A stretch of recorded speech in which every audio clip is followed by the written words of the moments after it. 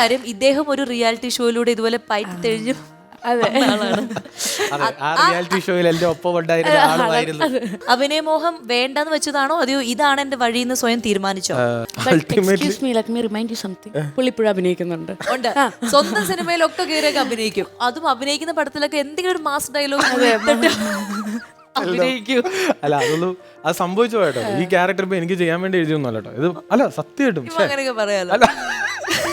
അല്ലല്ല ഇത് നമ്മളങ്ങനെ ചെയ്യത്തില്ല. ടീച്ചർ റോളാന്ന് തോന്നുന്നു അല്ലേ? അതെ അതൊക്കെ സംഭവിച്ചു പോയതാ. ആ ക്വീനിൽ ചിലപ്പോ ഒരു കോമഡി ഇതായിരുന്നു. അടുത്ത പടത്തിലും അതില്ല അടുത്ത നമുക്ക് കാണാം. ടീച്ചർ ഉണ്ടോന്ന് അറിയില്ല.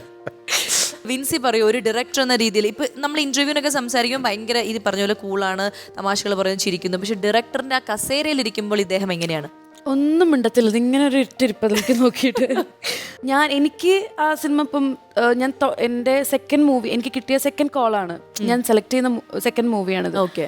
പക്ഷെ ഇപ്പം 4ാമത്തെ മൂവിയായിട്ട് ഇറങ്ങിയത് മാത്രം. അപ്പോൾ തുടക്കത്തിലാണ് എനിക്ക് എക്സ്പീരിയൻസ് കുറവാണ്. ജസ്റ്റ് വികൃതി എന്ന് പറഞ്ഞ മൂവി മാത്രമേ ഉള്ളൂ. ആൻഡ് ആ സമയത്ത് ചെയ്യുമ്പം ഞാൻ ഈ പറഞ്ഞ പോലെ കൂളല്ല, എനിക്ക് പേടിയുണ്ട്, ടെൻഷൻസ് ഉണ്ട്. അപ്പം അത് വെച്ചിട്ട് മമത ചേച്ചിനായിട്ടൊരു സീനുണ്ട്, ഞാൻ മേലെയും ചോദിക്കുന്നൊരു സീനുണ്ട്. അത് കണ്ടപ്പോഴത്തേക്കിനും മമത ചേച്ചിനെ കണ്ട് ചുറ്റാൾക്കാർ എൻ്റെ കയ്യിൽ നിന്ന് പോയി. അതിൻ്റെ ഇടയിൽ കൂടെ നടക്കണം, എല്ലാം പല ആക്ടിവിറ്റീസിലൂടെ. അതായത് വിൻസിക്ക് പൊക്കമില്ലായ്മ ഒരു പ്രശ്നമാണല്ലോ. അപ്പൊ നമ്മൾ മേളില് നമുക്ക് ക്യാമറ കിട്ടണല്ലോ. വിൻസി നിന്ന് കഴിഞ്ഞാൽ ആ വോളുടെ ബാക്കിലാവും അദ്ദേഹം. അപ്പൊ പൊക്കി വെക്കാൻ അവിടെ നമ്മൾ ആപ്പിൾ ഇത് ബോക്സും എല്ലാം വെച്ചിട്ടാണ് മേളിൽ കയറ്റി നിർത്തി. നമ്മൾ ഇവിടുന്ന് വെക്കുമ്പോൾ വിൻസിക്ക് അത് നടക്കുന്നതിന്റെ ഇടയിൽ പാടാണ്.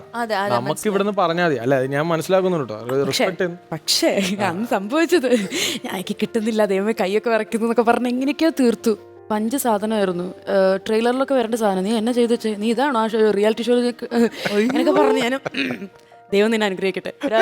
അതിന്റെ അർത്ഥം അങ്ങനെ പറയെങ്കിലും വല്ലാത്തൊരു മീനിങ് ഉണ്ട്. ഇതൊക്കെ ചുമ്മാ പറയുന്നത്. എനിക്കത് കിട്ടിക്കഴിഞ്ഞ് കഴിഞ്ഞാൽ പിന്നെ നമ്മൾ ഹാപ്പിയാവും. പിന്നെ 2 ചൊറിഞ്ഞിട്ടൊക്കെ നമ്മൾ ആ വഴിക്ക് ഒരു ഫണ്ണ് വേണമല്ലോ.